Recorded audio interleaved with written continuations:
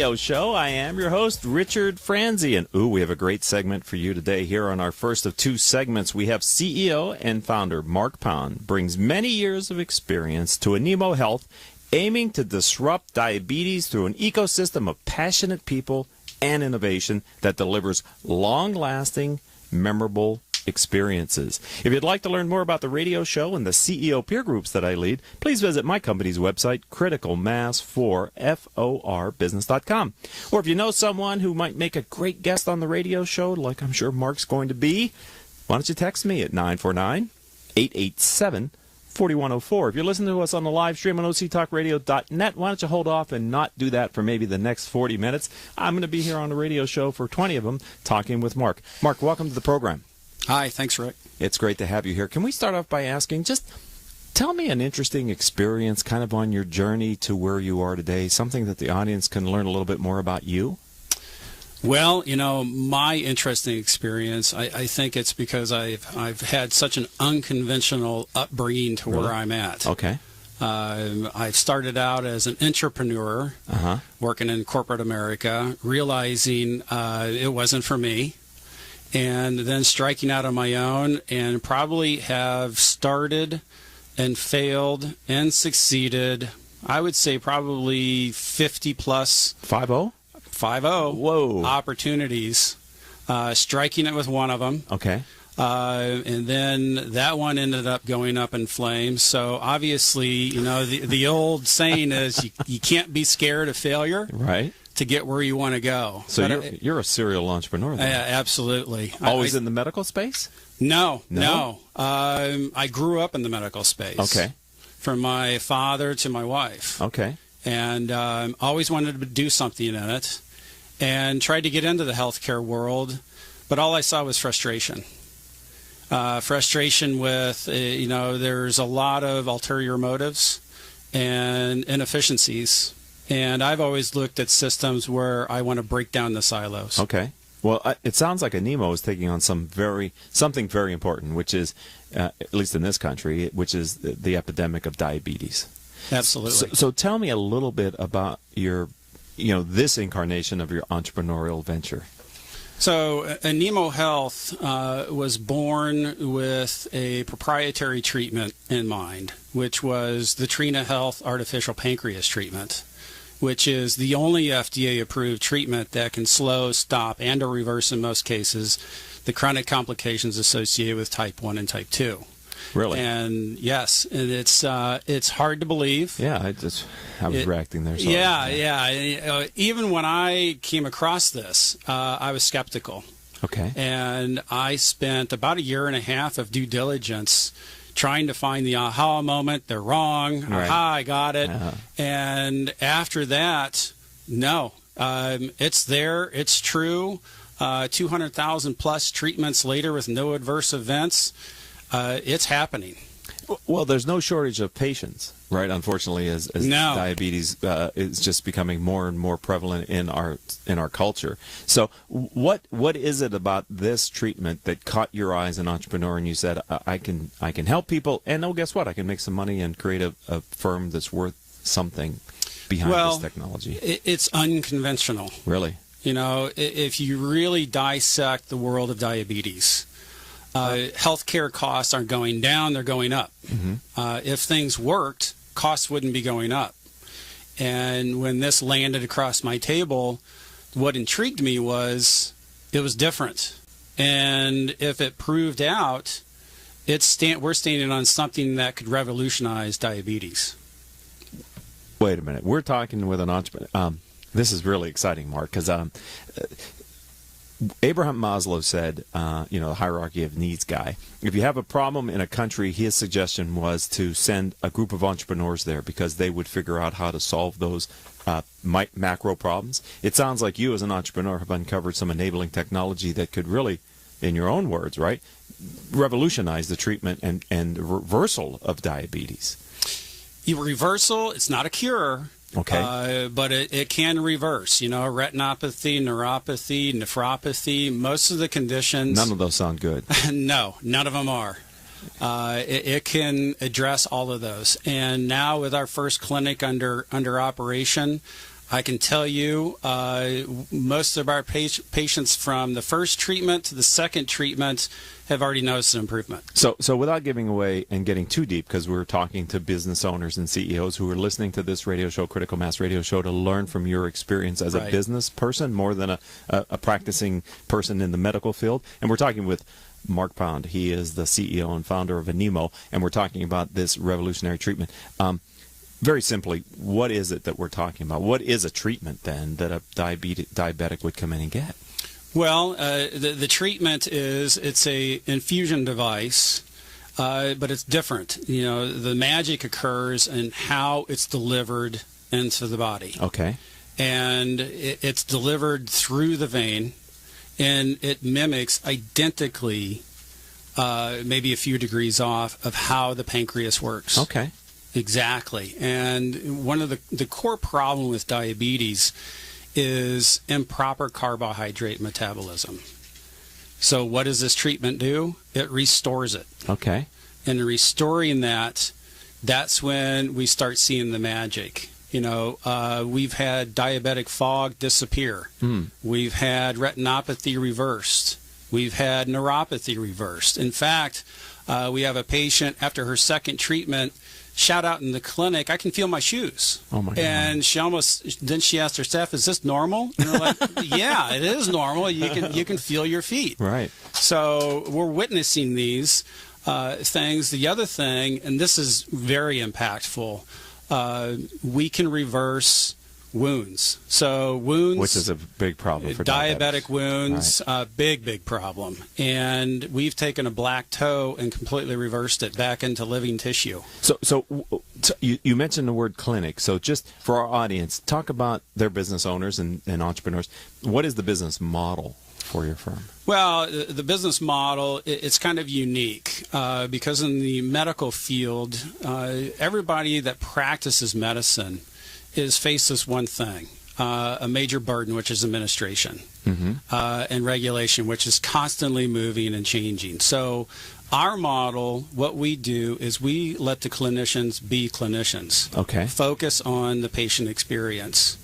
And what we do is we do that by pulling all the administration functions out of the clinic and getting our nurse practitioner, our LPN, all the other people in that clinic who are licensed to administer the treatment, to just focus on that. And it's been very interesting watching the model come to life. Are these your own clinics?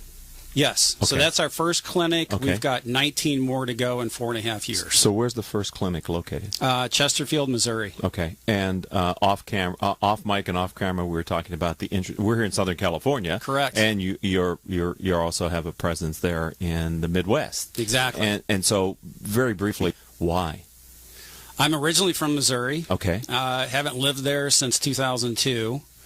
But Missouri is very unique, especially in the St. Louis market. There are 3 major health systems there, and there's several qualities in addition to the major health systems that are headquartered there, which has a high level of values.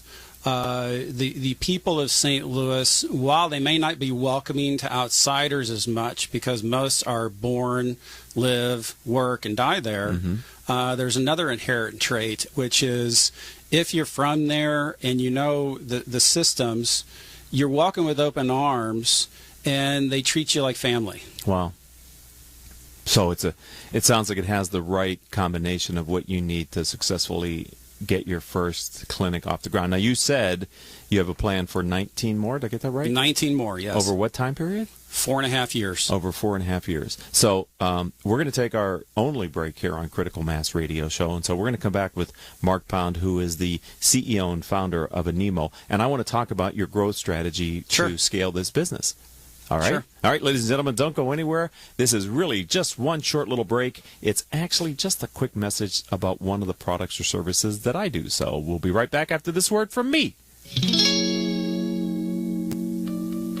If you are an Orange County business executive, this message is for you. Do you ever feel isolated with no place to turn for advice or feedback? Who holds you accountable to your commitments in your company? Where do you find the right resources to help you and your company grow? If you have these questions, then Critical Mass for Business might be the answer for you.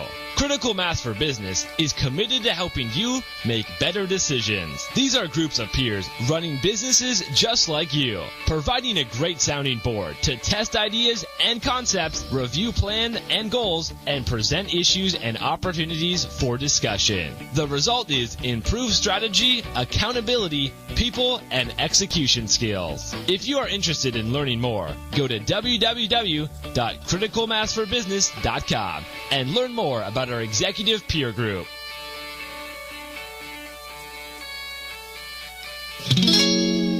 And welcome back to this edition of Critical Mass Radio Show. I am your host, Richard Franzi. You know, all of our shows can be heard any time of day or night on iTunes, Stitcher, Spreaker.com, several hundred former guests' websites whose CEOs have appeared on my show. I'm sure Mark will be putting this on Anemo's website. You know, since 2009, when we started doing our radio show / podcast, we've reached several 100,000 listeners through the live stream as well as the podcast. Simply type in these 4 words in your favorite podcasting software to receive our weekly show. Those 4 words are you ready?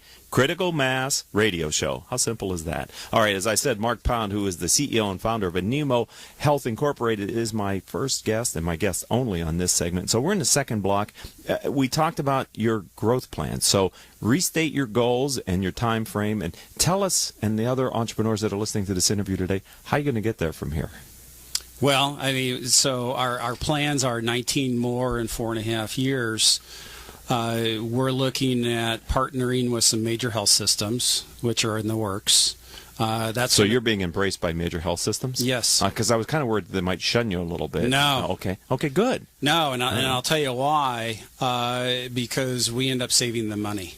Oh, that's always important. We help reduce. We eliminate rehospitalizations. Right.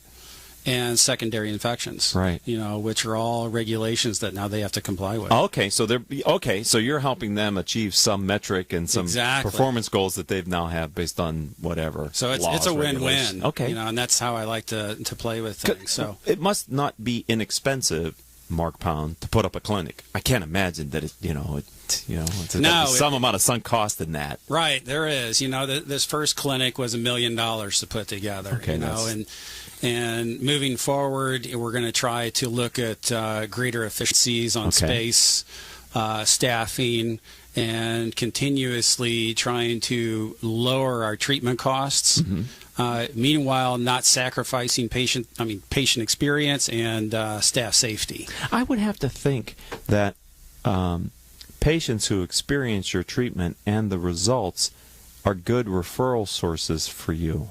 Absolutely. The organic nature on the patient side is pretty phenomenal. I mean, we have 2 in particular I can think of. Between the 2 of them, they're reaching out to 37 people. Wow. Yeah. And so, I mean, and how frequently does a patient have to receive treatment? So on the treatment side, they start off, it depends on their condition. Okay. You know, there's a lot of variables involved, but all of them start off with the first week back-to-back treatments. A treatment's around 3.5 hours. They go in, they get the infusion, they have a metabolic measurement done, and then another infusion, then another measurement, and that's the course of the treatment. They're not bound to a chair. Okay. They can get up, they can walk around. Okay. They can watch TV, play games. Is there much discomfort with the treatment? No. Okay. It's a neonatal needle. Oh my gosh. Put into your vein on your top of your hand. For the most part, you don't even feel it. Right, you forget it's there. Exactly. To some degree, yeah, exactly. Yeah. Except they start feeling better. Okay. But let me get back and answer your question on the expansion plans. Yes, please. You know, what we're looking at, obviously, this is our launch year, so we want to add another clinic this year. Subsequent years, we want to add 1 per quarter, and then take a break 4th quarter, and then plan for the following year. Is this bootstrapped? I mean, you said you had some medical, companies that are looking at helping you. But I mean, what does your business plan call for as far as how you're going to fund this? So we've got an investor, and we'll probably just end up with a sole investor at this point, because our plans call for, once we get past, I think, our 3rd clinic, we'll have enough cash flows, and then we can go into debt financing structures like that. Okay. Because we can service that and then keep it all in-house. So without giving away anything confidential, how did you find this first investor? It's all who you know. Okay. A gong? We love these teachable moments here. There you go. So our loyal audience knows when they hear the gong, they need to pay attention because there's a strong teachable moment. So, again, how did you find this investor? All who you know. Okay. Network, and network. Right. I've never been a big believer of going through the front door. Okay. I've been a big believer in plan, and more planning. Sure. But don't let it paralyze you. Right. Know it like the back of your hand. And then what I always like to tell people is you probably know people within your own network that have resources at hand that can get you going. Well, you're a serial entrepreneur, as we said at the open. And so I think another transferable or at least teachable moment here on Critical Mass Radio Show with Mark Pound, who is the CEO and founder of Amino Health Incorporated, is that the skills that you've learned building other businesses, I would assume, are valuable in building this one. Absolutely. It's transferable, right? Exactly. So did you want to be in the healthcare arena or because you could have done something else? I don't know. Right. You could have built a space rocket. I don't know what else you could have done, but you're an entrepreneur, right? You could have solved a bunch of problems. Right. So what is it about this specific solution that you said, I'm going to focus on this for a period of time?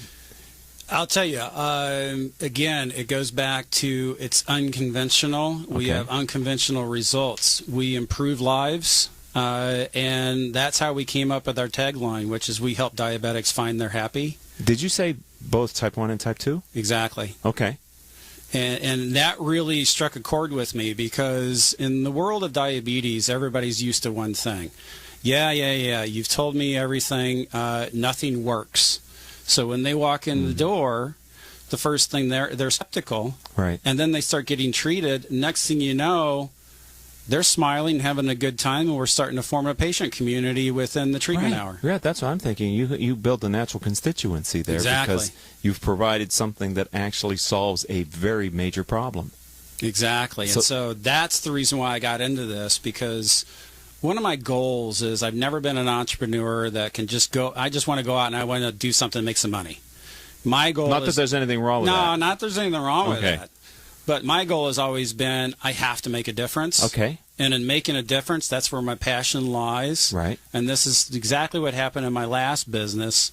I was so passionate. I was working so much. My accountant called me at the end of the year, and he goes, "Do you realize how much money you guys made?" And I said, "No, I have no idea."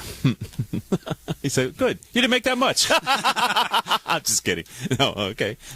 You're focused then. I mean, that's another key for a successful entrepreneur is to know the important things and stay focused on them, right? Exactly. Especially in these early days. Absolutely. When you're proving a concept, and yeah, there's a lot of distractions that can happen.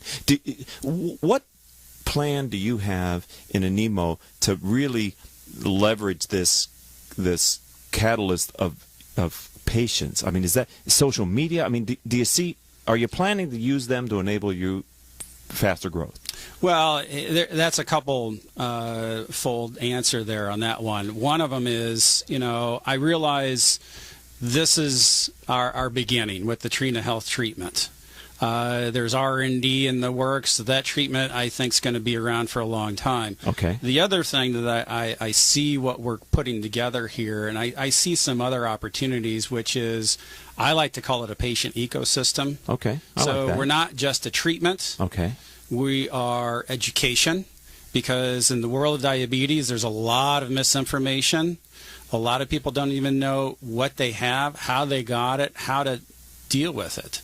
So we have education, we've got lifestyle, which is, well, let me back that up. Lifestyle is education, nutrition, and exercise. Mm-hmm. All key qualities. I mean, everybody, even if you're not a diabetic, you need those things in your life. Right. So to me, even if you're not getting the treatment, you can still log into our patient ecosystem once it's up and running, and it becomes your little buddy. Right. So from an entrepreneur, you see other products and services that you could put around your patient because your brand is strong with them. Absolutely. Absolutely. I could see this going in a lot. I mean, now this is where the entrepreneur's dilemma is. You want to stay focused on the core business to execute it properly, but you also don't want to leave money on the table. Exactly. So how are you handling that? Because you only have so many hours in the day and only so much energy to put into this, although my sense is you got a lot of energy, but it's still a finite amount. Yeah, well, I've got 10,000 items going on at every single moment, right. And I created myself something unique. I've never seen them before. It's called a dashboard that I keep track of everything by department, by everything that's going on, from business development to finance to HR. I keep track of that, but that's one way I keep my focus. Good. Another way is I look at this as the core to everything that we're doing is patient-centered care around diabetes. With the emergence of the internet, and finally it's starting to proliferate and people are waking up that they're empowered by this information. And with that, they're taking control of their health. Well, the problem with that is there's too much information, so why not create a hub? Okay. Originally our starting point is the treatment, but create this hub associated with the right type of partners that brings this together and gives them exactly what they're looking for, and it's not misconstrued by money. Okay. Are the nonprofits that are around diabetes, are they at all a part of what your plans are for the future, whether it be juvenile diabetes or one of the other nonprofits? Could they play a role in your growth as well? I mean, they must be potentially involved in that kind of a certainly concerned. To an extent. Okay. To an extent. Their business models are a little different. Mm-hmm. So, from an entrepreneurial standpoint and from their standpoint, there are some synergies, but not a complete alignment. So what's your exit plan? Nay, not that I want to get there yet. You just started. You're in your first launch year, but, you're an entrepreneur. You've done this before. This isn't your first rodeo. I mean, you must have multiple opportunities, right? I would think you could scale this to a certain point, and there's a strategic buyer who would probably pay handsomely for this type of a plan. And exactly. The thought has been given to staying private and building it up to a certain point where we get a nice offer. Right. Or eventually staying into this, because we could end up with building something else that performs as a launch pad within the world of diabetes and then go public. But we'll cross that bridge when that day comes. So one of the key things, another teachable moment for any entrepreneur, is to know the size of the market that you have. And I would think when you looked at the potential, the TAM, the total available market, it must be staggering. Yes. And I love to have entrepreneurs who have positive tailwind in their business. And, exactly. and I don't mean it's a good thing that more and more people are contracting diabetes or have it. I mean, that's a bad thing, but from a business perspective, you're solving a problem, and that problem is ever increasing. Right. So an outside investor looks at you and goes, "Oh, you're in a good space then." Absolutely. Right? So where you're planning other clinics, we talked about the first one being in St. Louis. For those that are listening here on octalkradio.net or as an iTunes podcast or Stitcher, and they may not be in St. Louis, what other markets are you looking at? Can you say? Well, I'm looking at the rest of the state of Missouri, okay, and then along the Ohio River corridor. So you really are focused in the Midwest then? The Midwest, the outliers, though, on that are the state of Washington and California. Okay, why? Going back to the network. Okay, all right. All who you know. Right, and you live here in California? Yes. Okay, so it would be nice to have some clinics where you live. It too, would right? be. Eventually it will. Yeah, well, I'd like to have you back on the program. Great. I'd like to track your success, because I think, are you prepared for it going faster than your plan? I mean, could you accelerate it? It's already happening. It is. It is. It's we're getting alignment within the right health systems and groups out there that are well respected, happening a lot faster than I thought. Well, that's encouraging. So we're having to build out our infrastructure, as I like to call it, which is our systems and our personnel. Right, because you've got to be scalable. Absolutely. And you're in the medical profession, so you've got, as you said earlier, there's a lot of regulations and a lot. That's a topic for a different day. Absolutely. Right. So if someone would like to learn more about you and your business, how do they find you online? Right now, you can find us at our website, which is trinahealthofmissouri.com. Can you spell that? It's spelled Trina Health HEA. I'm just messed it up. We got the health part. The Trina part was the one. Trina, just like the individual Trina, which is actually the name. It's named after the girl who had the very first treatment, which is the daughter of the founder. Oh, my God. So you got Trina, Trina, health of mo.com. Okay. Well, I think you have a wonderful platform from which to scale up an exciting business. Thank you. Thank you. I want to thank you for being a friend of the program and welcome you to the Critical Mass community. Thank Jeffrey for having you come in and bring you to our attention, as he always does with the quality of the guests that he brings us. We love that, Jeffrey Schwartz. And so I'd just like to say congratulations and continued success. Thank you, and I'd like to thank you for having me. Oh, my pleasure, obviously. I'd like to also then thank my engineer for today, none other than Paul Roberts, and our producers are Joan Park, Crystal Nunnally, and Haley Stern. I'm your host, Richard Franzi. If you'd like to learn more about the radio show or my other company activities like the CEO peer groups that I lead, check us out at criticalmass4forbusiness.com. Until our next show, I hope all of your business decisions will move your company in a positive direction.